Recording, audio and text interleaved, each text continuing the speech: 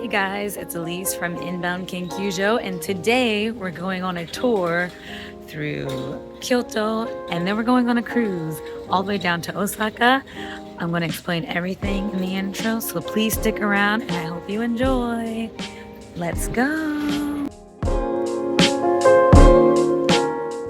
We started our journey with a quick walk through the suburbs of Chushojima Station. We made a short stop at Teraraya, the hotel where Ryoma Sakamoto was ambushed, before making our way toward Gekkeikan Okurasake Museum.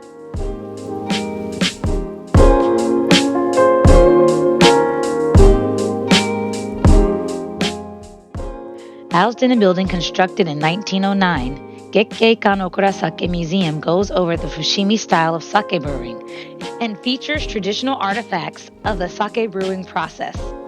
The sake brand Gekkeikan was founded in 1637 in Kyoto, and at the museum, you can taste and purchase sake, or even watch the fermenting process in the brewery. The Fushimi area is known as a sake town, so there are plenty of other sake breweries to tour.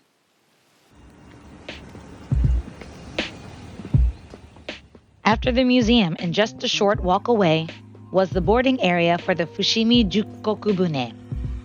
Popular in the spring for the cherry blossoms that line the river, it was a refreshing reprieve from the hot sun that day.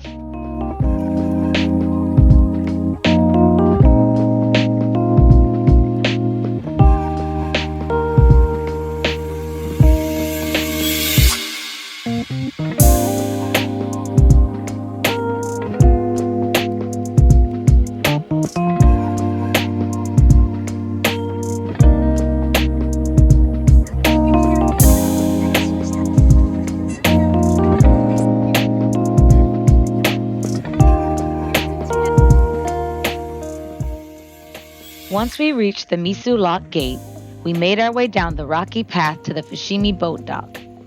Due to the shallow nature of the Uji River, this was the first time a boat carrying passengers down to Osaka had been used on the river in 62 years. However, this was a special one-day event to celebrate the reopening of the Fushimi route.